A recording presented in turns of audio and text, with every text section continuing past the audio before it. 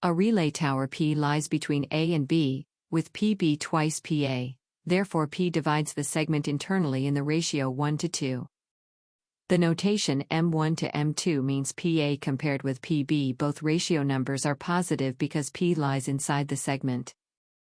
Parallel projections create similar right triangles. Their corresponding horizontal and vertical legs are divided in the same ratio as the original segment. Cross-multiply the horizontal ratio.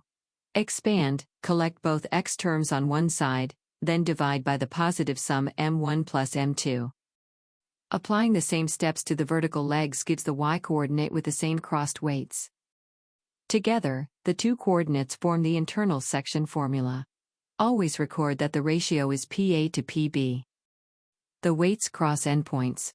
If m1 is larger, P has traveled farther from A and lies closer to B, so B receives the larger weight. For the 1 to 2 relay ratio, multiply B by 1 and A by 2, then divide by 3. The tower is at 12,5. A midpoint divides a segment equally, so substitute 1 and 1. Each coordinate becomes the ordinary average of the endpoint coordinates. With ratio 3 to 1, B receives weight 3 and A receives weight 1. The two weighted averages give 7 and 3. The plotted point lies between A and B. It is 3 times as far from A as from B, so its position agrees with the ratio. This formula is taught here for internal division only. P lies between A and B and both ratio parts are positive. External division is deferred to higher classes.